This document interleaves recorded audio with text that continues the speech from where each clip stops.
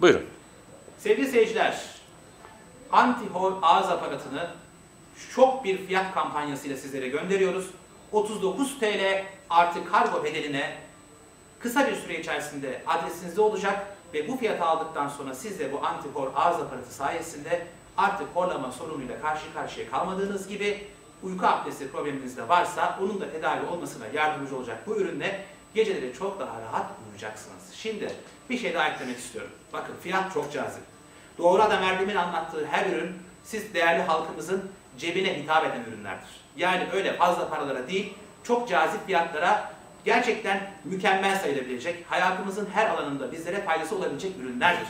Eğer Doğru Adam Erdem'i gördüyseniz ekranda muhakkak sizin faydalanabileceğiniz güzel ve kullanışlı bir ürün var demektir. İşte Türkiye'de ilk kez şu anda elimde görmüş olduğunuz Antihor ağız aparatı gerçekten Türk insanının başına bela olan 7'den 70'e, çocuğundan gencine, yaşlısından gencine, bayanından erkeğine hiç fark etmez. Hepimizin başına dert olan horlama ve daha ileri hadsi uyku apnesi problemiyle karşı karşıya kalanların muhakkak kullanmaları gereken kaçınılmaz, bakın kaçınılmaz, herkesin alması gereken bir ürün ve biz sizlerin alabileceği çok cazip bir fiyata gönderiyoruz. 39 TL artı kargo bedeline kısa süre içerisinde adresinizde olacak bu ürünle ve siz de artık horlamadan geceleri çok daha rahat mis gibi uykular uyuyacaksınız sevgili seyirciler. Ve ertesi gün zinde kalktığınız için, horlamadığınız için daha iyi dinlenmiş olacaksınız. Bakın horlayan bir insan 10 saatte uyusa, 15 saatte uyusa ertesi gün kalktığında hiçbir şekilde uykusunu almış olarak hissetmez.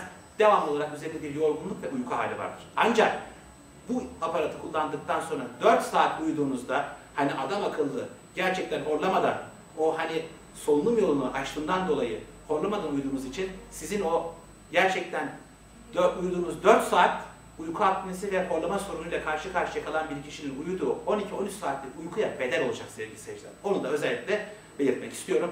Ve kadınlarımızın en az %2'sinde ve erkeklerimizin ise en az %4'ünde görülen bir rahatsızlıktır. Bu da şunu gösteriyor.